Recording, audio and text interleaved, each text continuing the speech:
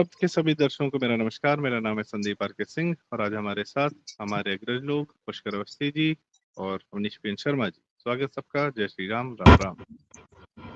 राम राम भैया। राम राम। संदीप जी नमस्कार। प्रारब्ध के सभी दर्शकों को प्रणाम।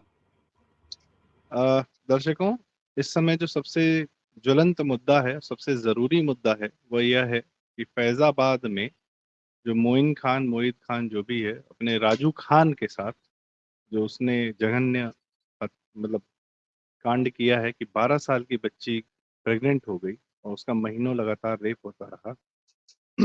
न सिर्फ इतना, बल्कि जब उस बच्ची की माँ थाने की रिपोर्ट लिखाने तो पता चला कि थाना उसी मोइन खान की बिल्डिंग में किराए पे चल रहा है और शायद ये 2012 में अलॉट किया गया था। तीसरा, पुलिस वालों ने एफआईआर लिखने से मना किया। चौथी बात ये कि इसके गुर्गे, इसके चेले चपाटे अस्पताल जाकर माँ और बेटी को धमकी दी कि तुम जो है मामला सेटल कर लो। यह सब हो रहा था और इसके बाद जब बात निषाद समाज ने और भारतीय जनता पार्टी के कार्यकर्ताओं ने इस पर दबाव बनाया, प्रेशर बनाया, उनके संज्ञान में आया, तो फिर मामला जब ऊपर पहुंचा तो आप देख ही रहे हैं कि बुलडोजर चलना शुरू हो गया है। मोइन खान की प्रॉपर्टी पर गिरफ्तारी हो चुकी है और जो दो गए थे धमकाने वो इस समय फरार। बात सिर्फ यहाँ तक नहीं, बात यह भी है कि फैजाबाद के सांसद जो कि पहले मिल्कीपुर विधानसभा के विधायक थे, समाजवादी पार्टी के अवधेश प्रसाद, जिनको राजा अयोध्या बनाकर अखिलेश यादव ने प्रस्तुत किया था, जो कि कतई नहीं है, उनसे जब पूछा जा रहा है घटना के 3-4 दिन बाद, तो उनका ये कहना I don't know, I am not aware. भाई साहब अंग्रेजी बोल रहे हैं। खैर, डिम्पल यादव से पूछा गया जब वो लखनऊ आई है संसद सत्र के बाद, तो वो भी कह रही हैं कि आई डोंट नो, मुझे तो पता ही नहीं। इन लोग को कुछ हवा नहीं। मोइन खान समाजवादी पार्टी का नगर अध्यक्ष है, अवधेश प्रसाद के चुनाव में पूरी मदद करता है। अवधेश प्रसाद के साथ घूमते फिरते कई फोटो, कई वीडियो सोशल मीडिया पर जारी। खैर, और अभी तक समाजवादी पार्टी ने उसको निष्कासित नहीं किया। इसके आगे की जानकारी के साथ ये कल ट्वीट आया अखिलेश यादव का, एकमात्र ट्वीट 2-3-4 दिन की चुप्पी के बाद, कि डीएनए टेस्ट करा दिया गया। मैं अवनीश पीएन शर्मा जी के पास आता हूँ, उनसे जानना चाहता हूँ ये घटनाक्रम में सर डीएनए टेस्ट का क्या मायने है और इसके अतिरिक्त आप कोई जानकारी और साझा करना चाहें जो मेरे से रह गई हो, कृपया करें। जी संदीप जी, आपने कहा कि लोग अंग्रेजी बोल रहे हैं। डिम्पल यादव जी ने भी अंग्रेजी बोली, अवधेश प्रसाद ने भी अंग्रेजी बोली। मुझे धर्मेंद्र यादव जी जो कि सांसद हैं आजमगढ़ से, हाउ यू कैन रोक, आप कैसे रोक सकते हैं किसी को? अंग्रेजी बोलने से तो बिल्कुल नहीं रोक सकते इस देश में। अंग्रेजी बोलने से प्रभाव होता है इस देश में। अंग्रेजी बोल दीजिए तो कांस्टेबल हड़क जाता था, इंप्रेशन आ जाता था। तो ये उसी तरह की कवायद है। जब आपके पास बोलने को कुछ नहीं रहे तो आप बात बदलते हैं, और जब बात बदलने लायक भी स्थिति नहीं रहे तो आप फिर लैंग्वेज बदल लेते हैं। ये है इनके अंग्रेजी बोलने का राज। अब आते हैं जरा डीएनए टेस्ट पे। उससे पहले बता दूं कार्यवाही आपने बता ही दिया है सब। 2012 से वहां पर किराए पे चल रही थी। एसओ इंस्पेक्टर, इनके साथ पूरी चौकी जो है वो सस्पेंड हो चुकी है, ये कार्रवाई हो चुकी। बेकरी, उस गैंग रेपिस्ट जो सपाई है, मोहित खान की बेकरी जो है वो तालाब को पाट के बनाई गई थी ग्राम सभा की जमीन पर, उसको गिरा दिया गया है। एक दूसरा कॉम्प्लेक्स उसको चिन्हित कर लिया गया है, वहां भी बुलडोजर की कार्रवाई होगी। संभवतः कल देर शाम वहां पर शुरू भी हो गई है, और वो भी अवैध कंस्ट्रक्शन था तो उसका भी गिराया जाना है। दो जो फरार आप कह रहे हैं उनमें से एक वहां के नगर पंचायत का अध्यक्ष है, वो फरार है, और दूसरा सपा नेता है राणा सम। ऐसे अभागों के नाम कतई याद नहीं रहने चाहिए। बहरहाल मोहित खान और राजू खान, मैंने पहले ही दिन जब राजू नाम आया था तो मैंने कह दिया था कि ये भी निश्चित रूप से आगे इसके कुछ शाहिद ये सब होगा। अब आप आरोप लगाते हैं साहब मुख्यमंत्री जी ने गोमती नगर में छेड़छाड़ वाली घटना पर नाम पढ़ दिया। अरे साहब, नाम में ही तो सब रखा है, आप इसीलिए तो नाम नहीं बताना चाहते हो, नेम प्लेट नहीं लगाना चाहते हो। बहरहाल, अब यहां पर जरा राजनैतिक और चारित्रिक दो बेशर्मियां देखिए। एक बच्ची 12 साल की अल्पवयस्क बच्ची, उसके साथ गैंगरेप होता है। सपा के ही विधायक अभय सिंह बच्ची के घर जाने के बाद यह रहस्योद्घाटन करते हैं कि साहब ये अकेला केस नहीं है, और उनके जो दावे हैं, उन दावे या आरोप जो भी कह लीजिए, उसके अनुसार तो ये ऑलमोस्ट संदेश खाली जैसा मामला हो जाता है। उन्होंने कहा कि ये बहुत सारी बच्चे हैं जिसका इसने शोषण किया। तो कुल मिला के ये है कि आप ये देखें कि इकोसिस्टम का जलवा किस कदर है कि न इस पर प्रियंका वाड्रा कुछ बोल रही है, न इस पर राहुल गांधी कुछ बोल रहे हैं। और डीएनए टेस्ट, अगर मैं ये कहूं, मैं बहुत स्पष्ट और ईमानदारी से अपने भाव को रखूंगा, कल मायावती जी, बहुजन समाज पार्टी की अध्यक्ष मायावती जी का एक ट्वीट आया। डीएनए अखिलेश यादव ने डिमांड किया कि पहले डीएनए हो जाए। उनका डीएनए से मतलब क्या था? जरा सोचिए कितना घृणित अप्रोच है। इतने विभत्स कांड को आप जब हैंडल कर रहे हैं, तो अखिलेश यादव ने जब पहला मुंह खोला, मैं मुंह खोलने की बात कर रहा हूं, तो एक्सपोज पे ही जब उन्होंने लिखा डीएनए करा लिया। जी किसका डीएनए? उस भ्रूण का डीएनए। अखिलेश यादव ये चाहते हैं कि ये साबित हो जाए एफआईआर से पहले, गिरफ्तारी से पहले, कार्रवाई से पहले, कि वह भ्रूण जो उस बच्ची के गर्भ में पल रहा है वो उस अभागे बलात्कारी मोहित खान का ही है। साहब, इसी देश में एक पाशविक टेस्ट है। जब कोई बलात्कार का शिकार महिला जाती है तो उसके मेडिकल टेस्ट के नाम पर आज भी 3 फिंगर टेस्ट मौजूद है इसी देश में। ये सब बहुत घृणित है, ये सिस्टम का है, इसको दूर होना होगा। कब दूर होगा ये अलग विषय है। लेकिन आप जरा अप्रोच देखिए, मजिस्ट्रेट के सामने कलमबंद बयान है उस अल्पवयस्क लड़की का, जिसको कि सुप्रीम कोर्ट भी साक्ष्य के तौर पर मानता है। लीगली अगर आप बात करेंगे तो ऐसे किसी भी महिला उत्पीड़न रेप के केस में महिला या पीड़िता का एक बयान अपने आप में पर्याप्त होता है एग्जीक्यूट करने के लिए। और वहां अखिलेश यादव डीएनए की बात कर रहे हैं। मायावती जी ने जवाब दिया, और मुझे नहीं लगता कि भारतीय जनता पार्टी के किसी भी नेता से कम मजबूत वो प्रतिक्रिया मायावती जी की आई है। मायावती जी ने ये स्पष्ट रूप से पूछा कि सबसे पहले उन्होंने योगी सरकार की प्रशंसा की है, इस बलात्कार जैसे घृणित मामले में जो कार्रवाई किया है योगी सरकार ने, उनको अप्रिशिएट किया है। दूसरा, उन्होंने अखिलेश यादव से ये पूछा है कि आपकी सरकार रहते ऐसे जितने भी मामले हुए उनमें कितने डीएनए टेस्ट हुए। एक तरह से मायावती जी ने चारित्रिक डीएनए टेस्ट ही नहीं कर लिया अखिलेश यादव और पूरी सपा की मानसिकता का, बल्कि उसका रिजल्ट भी बता दिया उस डीएनए टेस्ट का। तो राजनीति का ये स्तर है। ऐसे में योगी सरकार, जिनकी पहली प्राथमिकता में है महिला सुरक्षा, जिसको वो कतई बर्दाश्त नहीं करते, और ये उनकी यूएसपी रही है। और 4 जून के बाद जरा लोगों के कुछ उत्साह बढ़ गए थे, दोनों खेमे में उत्साह बढ़ गए थे। मैं उस खेमेबाजी में नहीं जाऊंगा, विपक्ष का तो उत्साह बढ़ ही गया था, कुछ और आंतरिक खेमों में भी उत्साह बढ़ गया था। लेकिन यह दुर्भाग्यपूर्ण ही सही, लेकिन एक ऐसा माहौल बना है जिसमें एक बार फिर योगी सरकार अपने लॉ एंड ऑर्डर को लेकर उतनी ही मजबूती से सामने खड़े हैं। बुलडोजर की कार्रवाई पर मुहर्रम मनाया जाता है संदीप जी। मैं लगातार कहता आया हूं, आज भी कह रहा हूं, योगी आदित्यनाथ जी के अब लगभग 8 साल का कार्यकाल या 7.5 साल का कार्यकाल पूरा हो चुका है।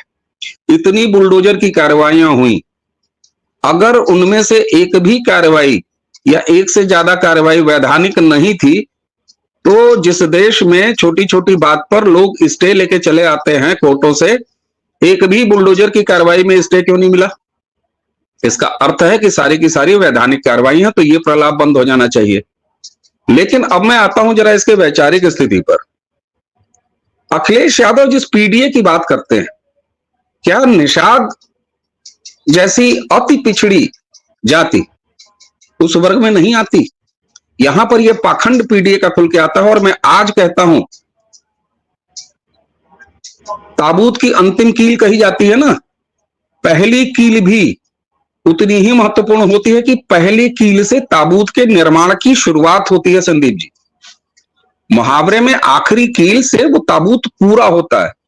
अखिलेश यादव की राजनीति का ताबूत बनना शुरू हो गया है। अखिलेश यादव की पूरी पीडीए की पाखंडी राजनीति इस एक फैजाबाद के गैंगरेप कांड से समाप्त होने वाली है। जी वह वर्ग नहीं भूलेगा, जी वह वर्ग जो पीड़ित हुआ है वो नहीं भूलेगा।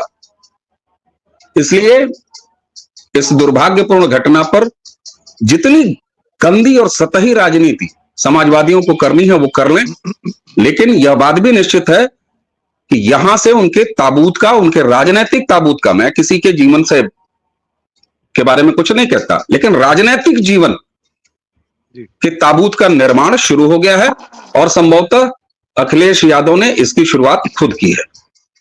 जी काफी बृहद जानकारियां दी आपने, और आपने हमें अपडेट भी दिया कि किस प्रकार से घटनाक्रम रहा और आज की क्या स्थिति है। पुष्करदा के पास आऊंगा। पुष्करदा से हमें यह रहता है कि घटना जो होती है, घटना जो हो रही है, उसकी जानकारियां तो अपनी जगह है, पर उसके एक्चुअल निहितार्थ क्या होते हैं, उसका समाज पर और हम पर, आप पर जो असर है वह किस प्रकार से आता है, या पूरे बृहद इतिहास पर भी आता है, या भविष्य पर, आने वाले भविष्य पर भी जो असर पड़ता है, उसके बारे में पुष्करदा का विश्लेषण मुझे बहुत अच्छा लगता है स्वयं को ही। इसलिए मैं पूछना चाहूंगा पुष्करदा, अवधेश प्रसाद को बीच में बिठाता है राहुल गांधी, अखिलेश यादव, हिंदुओं को चिढ़ाने के लिए। अयोध्या जीत लिया, जबकि फैजाबाद सीट है, अयोध्या नाम की कोई विधानसभा भी नहीं, मतलब लोकसभा क्षेत्र भी नहीं है। इस प्रकार का एक बुरा नैरेटिव, जिन लोगों ने इतना गंदा नैरेटिव चलाया कि अयोध्या जीत लिया, अयोध्या जीत लिया, आज वो पूरी मीडिया, वो सारा तंत्र कहाँ है कि उसी अयोध्या के सॉरी फैजाबाद के ये अवधेश प्रसाद के अपने करीबी लोग इस तरीके की जघन्य अपराध कर रहे हैं। अखिलेश यादव द्वारा पूर्ण समर्थन, मुसलमानों को खुली छूट कुछ भी कर जाने की, हिंदू बालिका का, 12 साल की बालिका का रेप कर जाने की, गैंग रेप कर जाने की, इस हद तक कि वो प्रेग्नेंट हो जाती है 12-13 साल की बालिका, ये इनकी सुन्नत से आता है। वो क्यों कर रहा है, इतना जघन्य कैसे कर सकता है, ये सब तो बात की बात है, क्योंकि वो 50 साल का है, और अब जो जैसा अवनीश जी ने बताया कि 60-70 बच्चियों के साथ कर चुका है, तो मुझे नहीं लगता कि सिर्फ किया होगा, कई लोग के साथ शेयर भी किया होगा, उसमें समाजवादी पार्टी के अन्य नेता भी होंगे। जी अवनीश जी। 60-70 की संख्या कोई नहीं आई है, लेकिन ज्यादा मतलब इस घटना से ज्यादा घटना उसने किया है। कोई संख्या नहीं आई है, बस इन्होंने ऐसा कोई दावा नहीं किया। जी ठीक है। इस प्रकार के लोग क्या करते हैं कि धमकी देते हैं, फिर खुद तो जब बोर हो जाते हैं तो दूसरे को सप्लाई कर देते हैं। भाई जैसा चरित्र वैसे ही चरित्र के लोगों के साथ रहते हैं। अवधेश प्रसाद का भी एक वीडियो आया कि संसद परिसर में मीडिया से बात करते समय एक लड़के के हाथ में गर्दन जो है उसके बाल सहला रहे हैं। लड़के को ऐसे रख रखा है जैसे आदमी एक लौंडा रखता है, वैसी हरकतें दिख रही हैं। पुष्करदा, ये किस प्रकार के लोग हमारा जो है प्रतिनिधित्व करते हैं, और किस प्रकार के लोग इनको, ऐसे लोगों को हमारा प्रतिनिधित्व दे देते हैं, और क्या ऐसी सरकारें हम पर रूल करेंगी?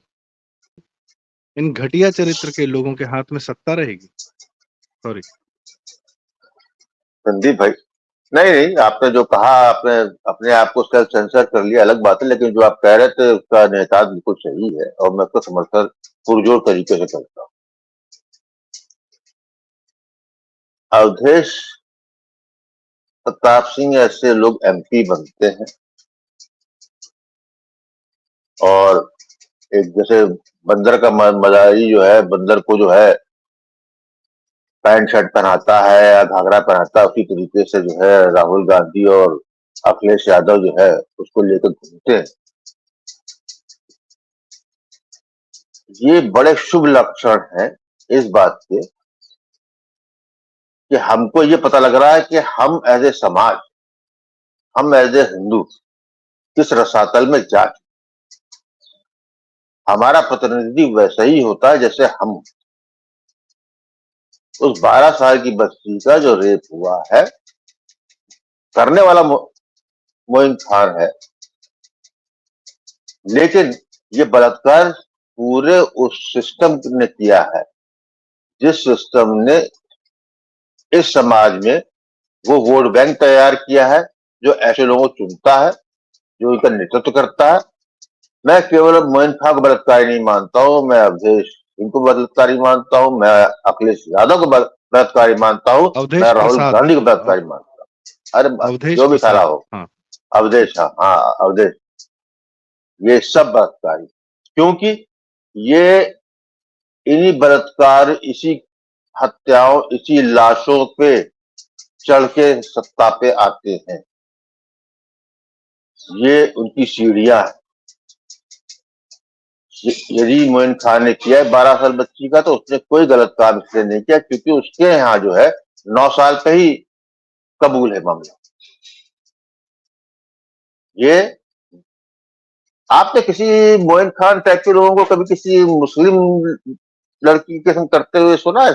कांड जितने भी मुश्किल आता है, जितने भी आप कांड देख लीजिए पिछले कुछ सालों में जो भी सामने आ रहे हैं, जो कह सकते हैं कि मीडिया की, अखबार की जीनत बने हैं, उस सब में जो है प्रोपरेटर को खान होता है, कोई विशेष धर्म वाला ही होता है, लेकिन वो बच्चियां जो होती हैं, महिलाएं जो होती हैं, वो हिंदू। ये एक सिंपली सेक्स ऑफेंस नहीं है, सेक्सुअल ऑफेंस नहीं है। It is not just simply a rape of a girl और a woman, it's a rape of Hinduism.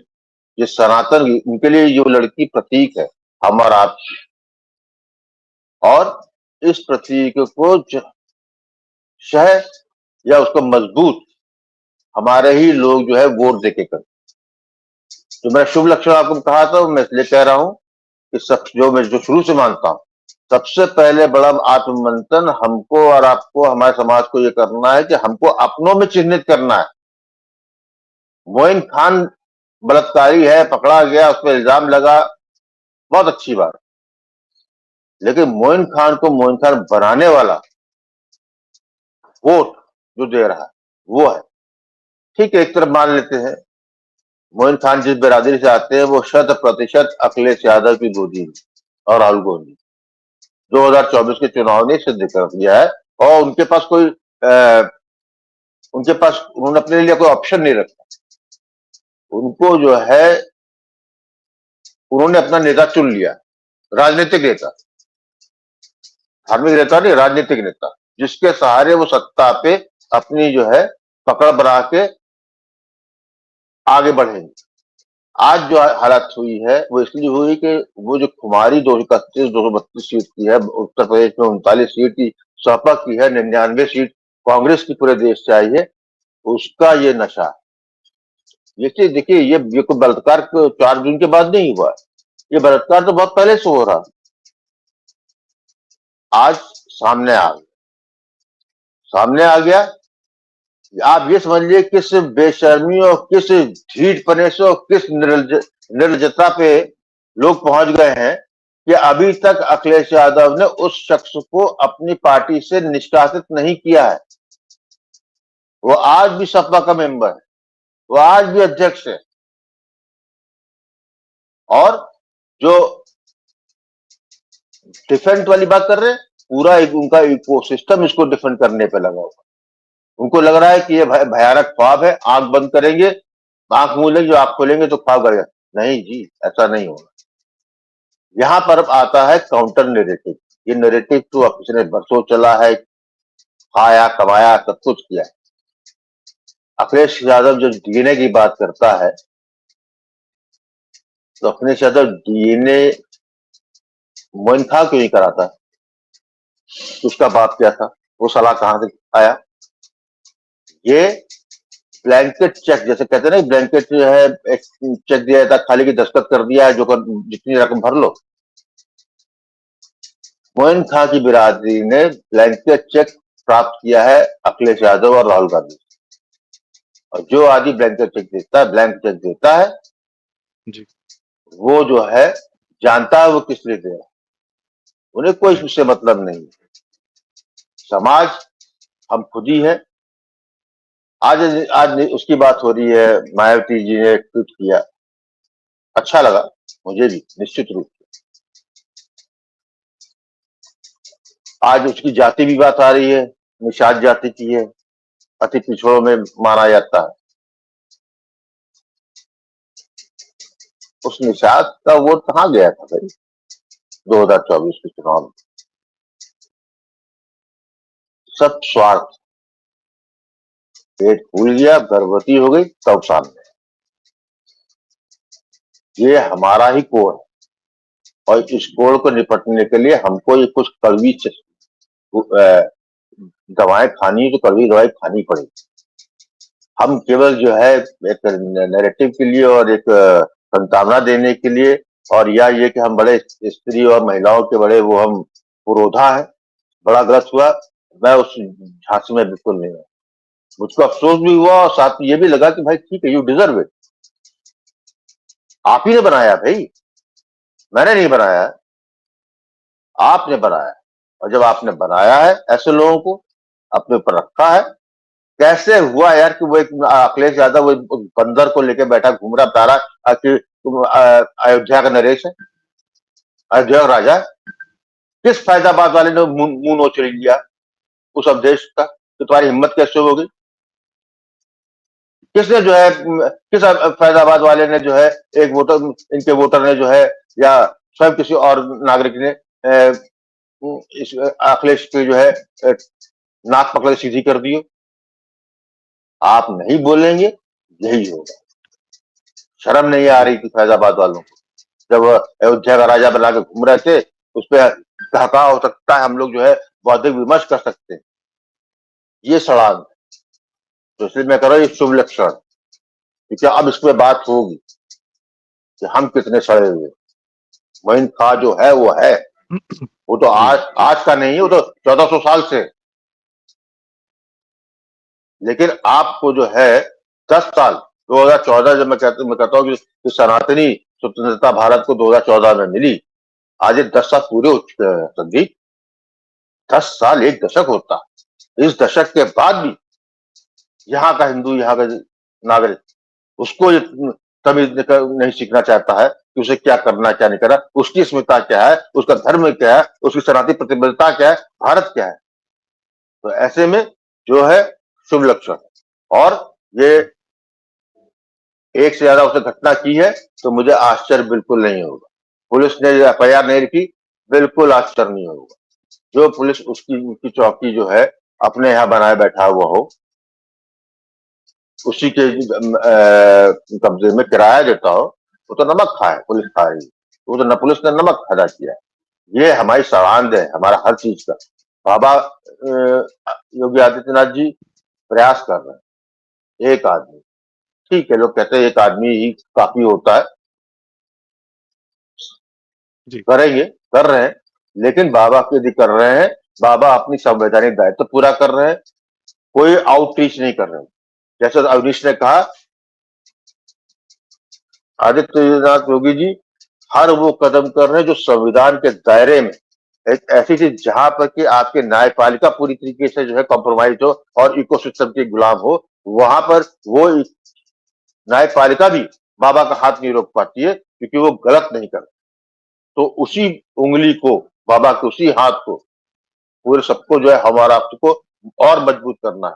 क्योंकि एक तो आशा की किरण दिखती है ना, ठीक है, और जगह होंगे और प्रदेश में, हम तो उत्तर प्रदेश देख रहे हैं ना, उत्तर प्रदेश के चेहरे पे एक बदनुमा दाग है 15 अगस्त 1947 से, कि यहाँ के लोग मुसलमानों ने पाकिस्तान बनवाया, बंटवारा कराया, यही का आदमी जवाहरलाल नेहरू, उसने जो है भारत का बंटवारा कराया। ये सब हम पे कालिक है, जिस पर हम आंख मूंद लेते हैं, छुप जाते हैं।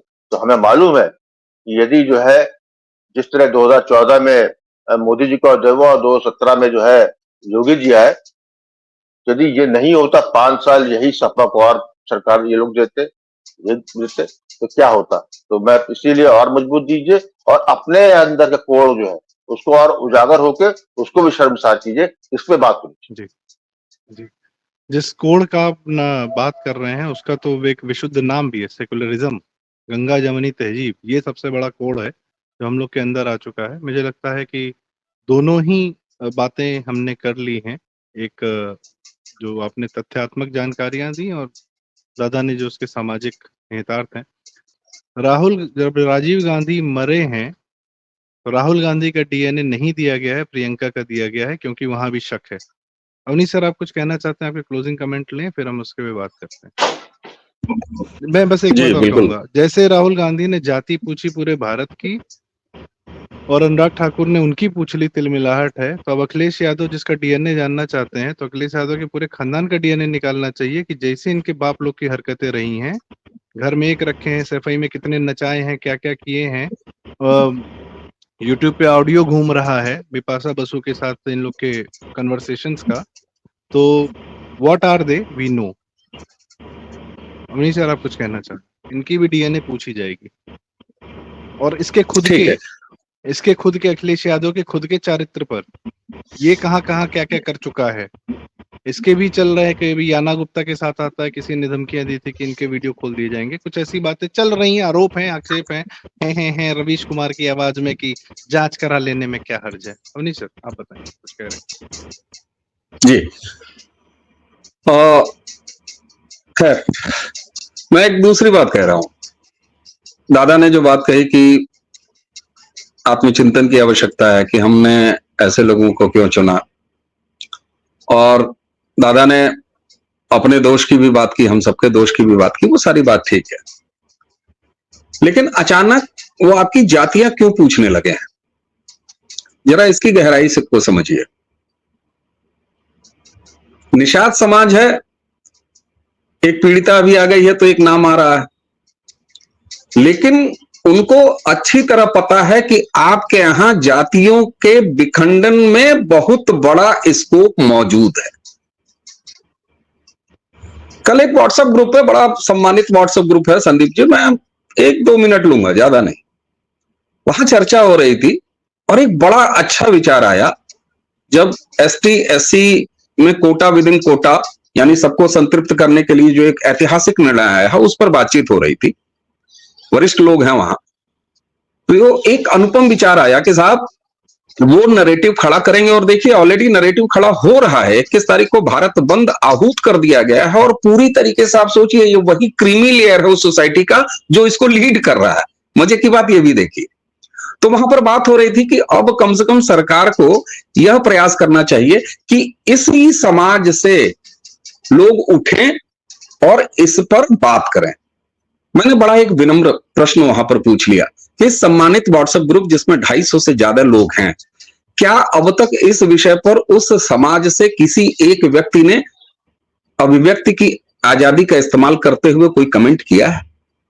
जब एक बंद व्हाट्सएप 250 के ग्रुप में जहां पर वैचारिक लोग बैठे हुए हैं, वहां पर उस समाज का, उस वर्ग का रिप्रेजेंटेशन नहीं है अभिव्यक्ति में, तो फिर इससे बड़ा जातियों में विखंडित करने का स्कोप कहां से मिलेगा साहब? इस पर भी साथ में विचार होना चाहिए। ठीक है, आत्मचिंतन बिल्कुल है साहब, हमारी गलती है एक समाज के रूप में। हिंदू बंट रहा है, इस विखंडन का स्कोप है तब बंट रहा है। उस जो वो दरारें हैं जिनमें से इस तरह के तत्व आपके अंदर विखंडन पैदा करते हैं, उन दरारों पर जरा लंबे संदर्भ में और गहराई से काम होना चाहिए। नहीं होगा तो 2014 से 19 ऑनवर्ड्स जो एक हिंदू एकीकरण हुआ था, जिसको 24 में आपने दरकते हुए देखा है, और उसका नतीजा है 240 सीट।